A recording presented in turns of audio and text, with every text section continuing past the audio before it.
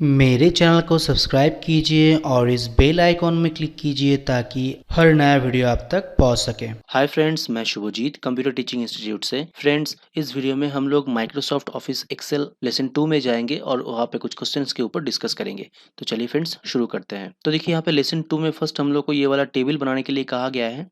Create the following table for सेनको gold private limited. सेनको gold private limited ने ये table को बनाया है और यहाँ पे क्या क्या काम हम लोग को करना है वो देख लेते हैं। तो चलिए पहले एक्सेल में टेबल को बना लेते हैं। तो देखिए फ्रेंड्स, मैंने टेबल को बना लिया है। अब हम लोग को यहाँ पे नेक्स्ट क्वेश्चन में जाके देखना है कि क्या दिया है। Calculate item wise and month wise total. Calculate करना पड़ेगा टोटल, जो कि एक यहाँ पे है आइटम वाइज, और नीचे में भी एक टोटल हम लोग को करना है जो कि मंथ वाइज। तो टोटल करने का प्रोसेस मैंने आप लोगों को पहले वीडियो में दिखाए थे, लेसन 1 वाला। तो आप उस तरह से कर लीजिएगा। तो ऑटो सम में क्लिक करने से भी यहाँ पे टोटल हो जाता है और एंटर। तो यहाँ पे टोटल हो गया है बहुत ही इजीली। इसको ड्रैग कर देते हैं। देखिए यहाँ पे एक नंबर में आपको प्लस साइन दिख रहा है, मतलब ये नंबर जितना यहाँ पे होने के लिए कॉलम का जगह चाहिए वो यहाँ पे नहीं है, मतलब कॉलम का विड्थ कम है। तो यहाँ पे डबल क्लिक कर दीजिए, वो ठीक हो जाएगा। ठीक है, अब यहाँ पे भी एक टोटल नाम का सेल बना लेते हैं और यहाँ पे टोटल कर लेते हैं। तो देखिए यहाँ पे भी टोटल हो गया है। ठीक है, अब ये टोटल को यहाँ से हम लोग सिलेक्ट करके बोल्ड करके थोड़ा सा कलर दे देते हैं और इसमें भी बोल्ड करके इसमें कलर दे देते हैं। ठीक है, नेक्स्ट क्वेश्चन में जाते हैं। Calculate discount on each items as 22.9% on total amount. सभी आइटम का जो टोटल अमाउंट है उसके ऊपर हम लोग को 22.9% का डिस्काउंट कैलकुलेशन करना है। मतलब यहाँ पे जो भी यहाँ पे अमाउंट्स आया है, इस अमाउंट के ऊपर हम लोग को यहाँ पे डिस्काउंट कैलकुलेशन करना है, जो कि 22.9% है। तो टोटल के ऊपर डिस्काउंट निकालने का जो फॉर्मूला है वो बहुत ईजी है, देख लीजिए। इक्वल्स टू फर्स्ट ब्रैकेट, उसके बाद टोटल के ऊपर क्लिक कीजिए जो कि H2 है, और इनटू साइन देके मतलब मल्टीप्लाई 22.9 और परसेंटेज का सिंबल दे दीजिए और ब्रैकेट को क्लोज करके एंटर दीजिए। क्या लिखे एक बार देख लीजिए। Equals to first bracket H2 मतलब जो टोटल पहला आप लोग का फर्स्ट आइटम का निकला है उसके ऊपर क्लिक कर दीजिए, या तो हाथों से लिख दीजिए H2 इंटू 22.9%। ठीक है, और एंटर। देखिए यहाँ पे डिस्काउंट कैलकुलेशन हो गया है। तो सभी का यहाँ पे डिस्काउंट कैलकुलेशन हो गया है। इसके बाद नेक्स्ट क्वेश्चन में जाते हैं। Calculate net amount of each items. Net amount का मतलब क्या होता है? टोटल से डिस्काउंट को माइनस करने के बाद जो अमाउंट बचता है उसको नेट अमाउंट कहते हैं। तो यहाँ पे हम लोग को क्या करना पड़ेगा? टोटल से डिस्काउंट को minus, equals to first bracket, total किस में है? H2 में। ठीक है, और डिस्काउंट किस में है? I2 में। तो हम लोग को लिखना पड़ेगा H2 माइनस I2। ठीक है, ब्रैकेट क्लोज करके एंटर। तो आ गया यहाँ पे नेट अमाउंट। अब देखिए यहाँ पे पॉइंट्स आया है क्योंकि डिस्काउंट में भी पॉइंट आया है। सेल छोटा होने की वजह से नहीं दिख रहा था, इसलिए यहाँ पे भी पॉइंट्स के बाद अमाउंट दिख रहा है। तो आप लोगों को अगर यहाँ पे और यहाँ पे भी डिस्काउंट के मतलब नंबर के बाद पॉइंट वैल्यू नहीं चाहिए, तो सिलेक्ट करके सभी नंबर्स को यहाँ पे देखिए डिक्रीज डेसिमल यहाँ पे है, होम टैब से डिक्रीज डेसिमल में क्लिक कर दीजिए। तो सभी नंबर से पॉइंट का वैल्यू जो होगा वो हट जाएगा। ओके, नेक्स्ट क्वेश्चन में जाते हैं। नेक्स्ट क्वेश्चन है, देखिए apply goal seek features on above table. Goal seek क्या है? बहुत बार ये होता है। तो देखिए फ्रेंड्स, एक बात आप लोगों को पहले बता देते हैं कि गोल सीक को और भी अच्छी तरह से जानने के लिए आप लोग आई बटन में क्लिक कीजिएगा, तो आप लोगों को गोल सीक के ऊपर एक मेरा ही बनाया हुआ वीडियो मिल जाएगा जिसमें से आप लोग गोल सीक को और भी अच्छी तरह से जान पाएंगे। फिर मैं इसमें दिखा देता हूँ, समझा देता हूँ। गोल सीक क्या होता है फ्रेंड्स? गोल सीक हर बहुत बार हम लोग ये देखते हैं कि आउटपुट हम लोग को पता है कि आउटपुट हम लोग को क्या चाहिए, लेकिन उसके लिए इनपुट कितना देना है वो हम लोग को पता नहीं होता है। जैसे कि एक छोटा सा एग्जांपल आप लोग को देते हैं। यहाँ पे देखिए करीबन 60 लाख के आसपास एक नंबर है, यहाँ पे 60,07,799 ये है यहाँ पे अमाउंट। अब यहाँ पे आप लोग को सपोज मानिए कि करना है इसको 70 लैक्स, लेकिन इसको 70 लैक्स करने के लिए आपको ऐसे हाथों से आप नहीं लिख पाएंगे यहाँ पे 70 लैक्स, है ना? क्यों नहीं लिख पाएंगे? क्योंकि ये सब अमाउंट को प्लस करके ये यहाँ पे 70 लाख नहीं आएगा। जो यहाँ पे अभी दिख रहा है वही अमाउंट आना चाहिए, मतलब आएगा। लेकिन हम लोग को 70 लैक्स करने के लिए यहाँ पे कोई ना कोई सेल का एक वैल्यू को चेंज करना पड़ेगा। तो उसके लिए हमको क्या करना पड़ेगा? कैलकुलेटर लेना पड़ेगा। कैलकुलेटर में हम लोग को पहले 70 लाख से ये अमाउंट को माइनस करना होगा। उसके बाद जो निकलेगा अमाउंट माइनस करने के बाद उसको किसी न किसी के साथ प्लस करने के बाद ही यहाँ पे 70 लाख आएगा। लेकिन हम लोग ये कैलकुलेटर को यूज़ बिना किए भी ये काम को कर सकते हैं, उसी को गोल सीक कहते हैं या उस काम को हम लोग गोल सीक के ज़रिए कर सकते हैं। तो देखिए कैसे होगा यहाँ पे, तो जिस नंबर को आपको चेंज करना है उसके ऊपर पहले क्लिक कीजिए और डेटा से व्हाट इफ एनालिसिस में जाइए और यहाँ से आप लोगों को मिल जाएगा गोल सीक। आप गोल सीक से टू वैल्यू के बॉक्स में क्लिक करके आपको यहाँ पे लिखना होगा जो वैल्यू आपको यहाँ पे चाहिए, मतलब टोटल के घर में अभी जो वैल्यू है उसको चेंज करके आपको जो वैल्यू नया चाहिए वो वैल्यू को यहाँ पे आप लिख दीजिए। तो यहाँ पे 70 1 2 3 4 5 70 लैक्स लिख दिए। अब बाई चेंजिंग सेल के घर में क्लिक करके आपको ये जो लाइन है, मतलब प्लैटिनम रिंग का जो लाइन है, इसमें से कौन सा सेल अमाउंट को बढ़ा के आपको यहाँ पे 70 लैक्स करना है उसके ऊपर क्लिक कर दीजिए। मानिए कि मुझे इसको बढ़ाना है तो इसके ऊपर क्लिक किए और ओके कर दिए। तो देखिए यहाँ पे इसका अमाउंट बढ़ गया और यहाँ पे भी 70 लैक्स आ गया है। ठीक है, तो इस तरह से गोल्सिक होता है। आप लोगों को आई बटन में जो वीडियो मिला है उसमें आप लोग जाइएगा तो गोल्सिक के बारे में और भी डिटेल्स आप लोग वहाँ पे जान जाएंगे। ठीक है, नेक्स्ट क्वेश्चन में जाते हैं। Find highest and lowest amount of each items. सभी आइटम्स का यहाँ पे जो भी अमाउंट्स है उस अमाउंट में से सबसे हाईएस्ट अमाउंट कौन सा है और सबसे लोएस्ट अमाउंट कौन सा है वो हम लोग को यहाँ पे निकालने के लिए कहा गया है। तो मैं दो बॉक्स यहाँ पे बना लेता हूँ कॉलम, जिसका एक का नाम कर देते हैं हाईएस्ट और दूसरे का कर देते हैं लोएस्ट। तो यहाँ पे हम लोग को हाईएस्ट अमाउंट दिखाना होगा और यहाँ पे हम लोग को लोएस्ट अमाउंट दिखाना होगा। तो हाईएस्ट अमाउंट दिखाने के लिए फॉर्मूला जो है वो है equals to max first bracket और ये सभी अमाउंट्स को आप सिलेक्ट कर लीजिए, मतलब B2 से G2 तक, और ब्रैकेट को क्लोज करके एंटर कर दीजिए। तो देखिए सबसे हाईएस्ट अमाउंट है ये, देखिए ये वाला अमाउंट है सबसे हाईएस्ट, मतलब ये अमाउंट है इस मार्च का। जनवरी, फरवरी, अप्रैल, मई, जून में जो भी अमाउंट है वो इससे कम है, इसलिए हाईएस्ट अमाउंट ये है, तो हाईएस्ट अमाउंट यहाँ पे दिखाया है। इस तरह से सभी आइटम का सबसे हाईएस्ट अमाउंट जो है वो यहाँ पे शो हो रहा है। डबल क्लिक कर दीजिए, सेल को बढ़ा लीजिए क्योंकि पूरा नहीं दिख रहा था। इसके बाद हम लोग को इसी तरह से लोएस्ट दिखाना है, तो इक्वल्स टू MIN। लोएस्ट को दिखाने के लिए लिखना पड़ेगा आपको MIN और फर्स्ट ब्रैकेट देना होगा और फिर से वही सेल्स को आपको सिलेक्ट करना है क्योंकि जो सेल में से वो हाईएस्ट को ढूंढ रहा था उसी सेल में से वो लोएस्ट को भी ढूंढेगा। तो अब देखिए सभी आइटम का यहाँ पे लोएस्ट अमाउंट दिख रहा है। ठीक है, जैसे कि ये दोनों का डायमंड रिंग और प्लैटिनम रिंग का लोएस्ट अमाउंट ये है, सभी अमाउंट का, सभी आइटम का लोएस्ट अमाउंट यहाँ पे शो हो रहा है। ठीक है, इस तरह से हम लोग हाईएस्ट लोएस्ट निकाल सकते हैं। इसके बाद देखिए क्या दिया है, find average amount of each items. Average का मतलब क्या होता है, हिंदी में हम लोग जिसको कहते हैं औसत। तो एवरेज को यहाँ पे कैसे निकालें, एवरेज के लिए पहले ऊपर में टाइप कर लीजिए एवरेज, और एवरेज का जो फॉर्मूला है, एवरेज हम लोग दो तरह से निकाल सकते हैं। देखिए दो तरह से ही दिखा देता है आप लोगों को। पहले इक्वल्स टू AVERAGE एवरेज लिखिए और फर्स्ट ब्रैकेट देके अब वही अमाउंट्स को सिलेक्ट कर लीजिए जिस अमाउंट को मिला के ही यहाँ पे टोटल बना है। ठीक है, और ब्रैकेट को क्लोज करके एंटर कर दीजिए। ये देखिए यहाँ पे एवरेज आ गया है। ठीक है, ये था एक प्रोसेस। दूसरा प्रोसेस क्या है, दूसरा प्रोसेस है आप इक्वल्स टू फर्स्ट ब्रैकेट देके टोटल अमाउंट के ऊपर क्लिक कर दीजिए और डिवाइडेड साइन देके यहाँ पे कितना अमाउंट को प्लस करके यहाँ पे टोटल आया है 1 2 3 4 5 6, तो डिवाइडेड बाय यहाँ पे 6 लिख दीजिए। देखिए यहाँ पे फॉर्मूला में मैं डिवाइडेड बाय मतलब एज टू डिवाइड बाय 6 लिखा हूँ और ब्रैकेट को क्लोज करके एंटर कर दीजिए।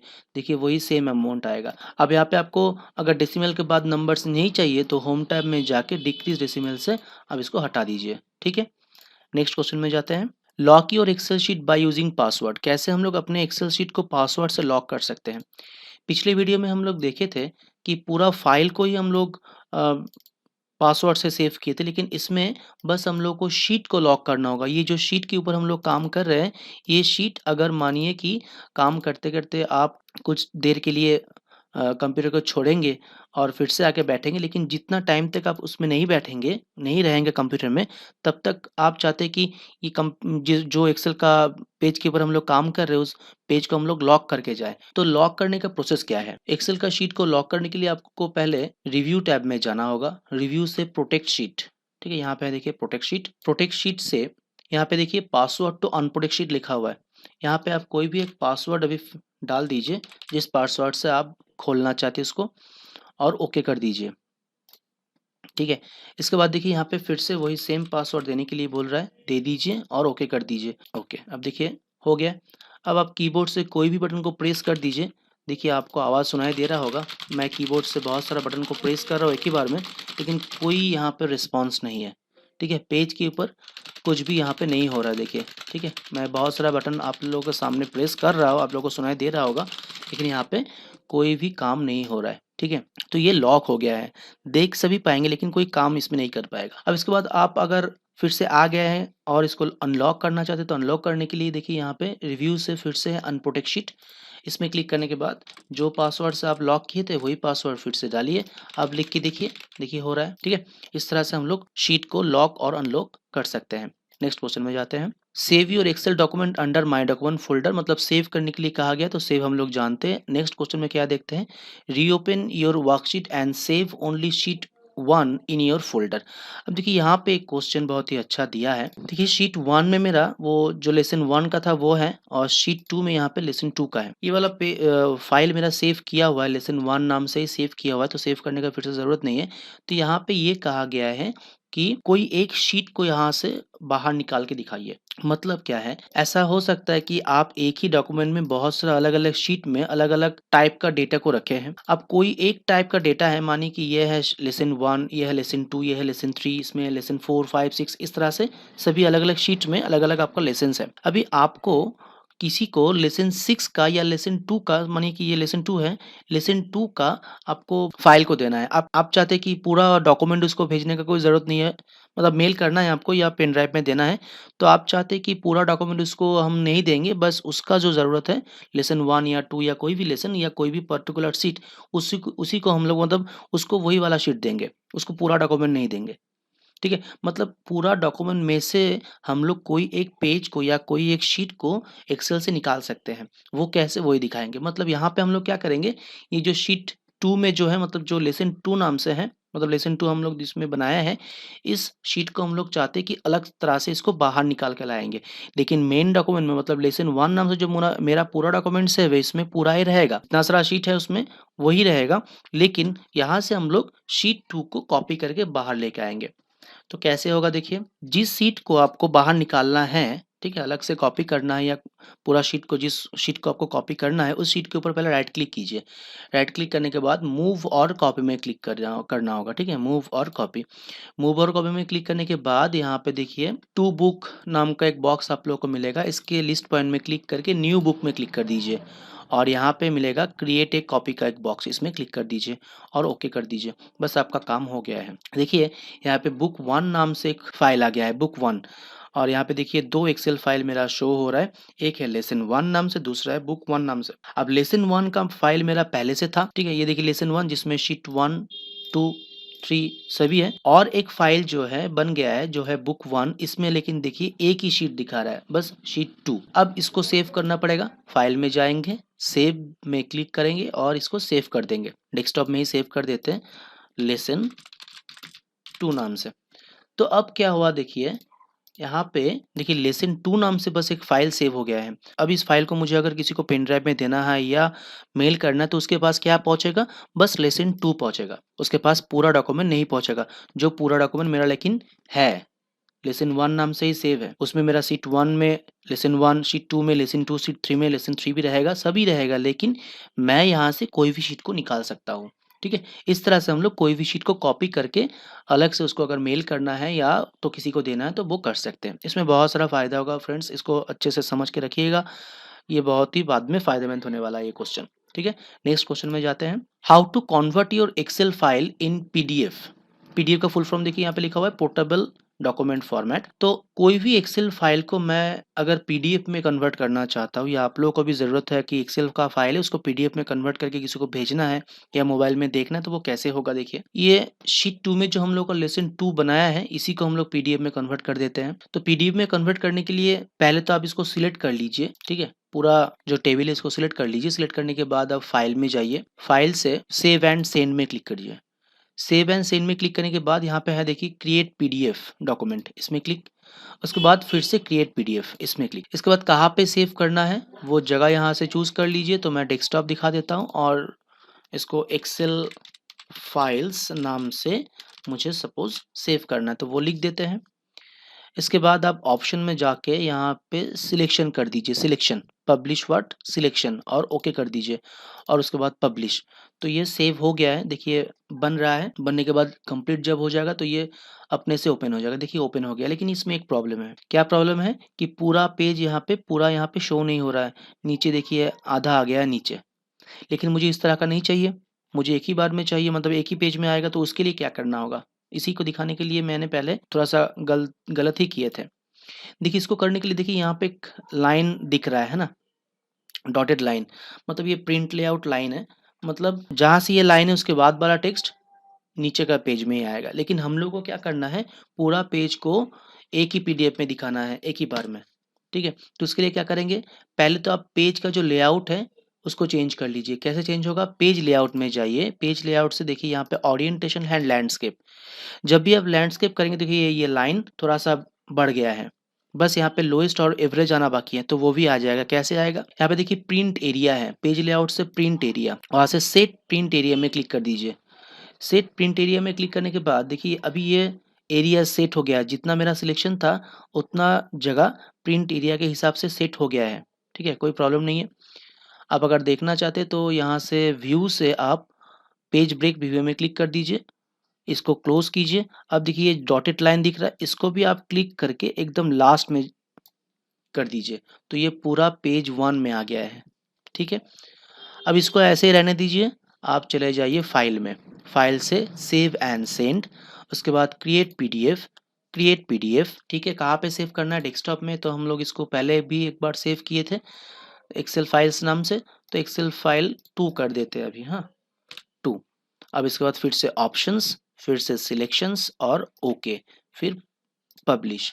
अब देखिए अब जो एक्सेल फाइल ओपन होगा पीडीएफ का, ये देखिए एक ही पेज में आया है। आप इसको जूम करके देख लीजिए, कोई प्रॉब्लम नहीं है। आपको अगर देखने में प्रॉब्लम हो रहा है तो छोटा है टेक्स्ट, क्योंकि पूरा टेबल एक पेज में आया है एक ही बार में, तो छोटा तो जरा होगा। ठीक है, तो इस तरह से हम लोग पीडीएफ बना सकते हैं कोई भी एक्सेल फाइल को। ठीक है, नेक्स्ट क्वेश्चन क्या देखते हैं, सॉरी नेक्स्ट क्वेश्चन और कुछ है नहीं। नेक्स्ट वीडियो में हम लोग लेसन 3 के ऊपर डिस्कस करेंगे। तो लेसन 3 में जो भी क्वेश्चन है उसके ऊपर डिस्कस करेंगे। आशा करता हूँ आपको लेसन 2 में सभी क्वेश्चंस समझ में आया होगा। कोई भी क्वेश्चंस के ऊपर कुछ भी अगर डाउट्स है या प्रॉब्लम्स है तो प्लीज़ मुझे कमेंट बॉक्स में लिखिएगा। वीडियो को अगर अच्छा लगा होगा तो लाइक शेयर और सब्सक्राइब कर दीजिएगा। थैंक यू फ्रेंड्स पूरे वीडियो को देखने के लिए। फिर मिलते हैं नेक्स्ट वीडियो में, तब तक के लिए टाटा।